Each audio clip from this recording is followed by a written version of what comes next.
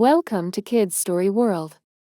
ಗ್ರಾಮದ ಕೊನೆಯ ಬೀದಿಯಲ್ಲಿ ಅತ್ತೆ ಗಂಗಮ್ಮ ಹಾಗೂ ಸೊಸೆ ರೇಖಾ ಇಬ್ಬರೂ ಒಂದೇ ಮನೆಯಲ್ಲಿ ವಾಸ. ದಿನವೂ ಚಟಾಕಿ ಜಗಳ, ಆದರೆ ಹೃದಯದಲ್ಲಿ ಮಜಾ.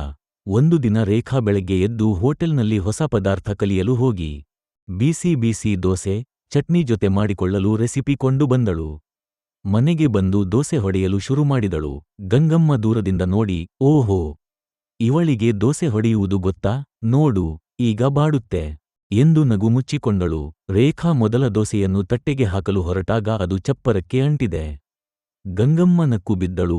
ಏನಾ ಮಗಳು, ದೋಸೆ ಮಾಡ್ತಿದೀಯಾ, ಇಲ್ಲ ಗೋಡೆಯ ಹೆಂಗಳಂತೆ ಹಚ್ತಿದೀಯಾ? ರೇಖಾ ಚೂರಿ ಮುಚ್ಚಿ ಮತ್ತೆ ಪ್ರಯತ್ನಿಸಿದಳು. ಈ ಬಾರಿ ದೋಸೆ ಪಾತ್ರೆಯ ಹಿಂದೆ ಬಿದ್ದು ಬೆಕ್ಕು ತಿಂದಿತು. ಇದನ್ನು ನೋಡಿ ಗಂಗಮ್ಮ ಕಣ್ಣೀರು ಬರುವಷ್ಟು ನಕ್ಕಳು. ಕೊನೆಗೆ ರೇಖಾ ಕೋಪದಿಂದ, ಅಮ್ಮ, ನೀವೇ ಮಾಡಿ ನೋಡಿ ಎಂದಳು. ಗಂಗಮ್ಮ ಗರ್ವದಿಂದ ಬಟ್ಟೆ ಸರಿ ಮಾಡಿಕೊಂಡು ದೋಸೆ ಹಾಕಿದಳು. ಆದರೆ ಅವಳ ದೋಸೆ ಕೂಡ ತಟ್ಟೆಗೆ ಬಾರದಂತೆ ಗುಂಡಿ ಹರಡಿತು. ಇಬ್ಬರೂ ಒಂದೇ ಕ್ಷಣದಲ್ಲಿ ಒಬ್ಬರನ್ನೊಬ್ಬರು ನೋಡಿ ನಕ್ಕುಕೊಂಡರು. ಕೆಲವು ಹೊತ್ತಿನ ಬಳಿಕ ಇಬ್ಬರು ಸೇರಿ ಯೂಟ್ಯೂಬ್ ವಿಡಿಯೋ ತೆರೆದು ದೋಸೆ ಹೇಗೆ ಮಾಡುವುದು ನೋಡಿದರು. ಕಿಚನ್ ಮುದ್ದಾಗಿ ನಗೆಯಿಂದ ತುಂಬಿತು.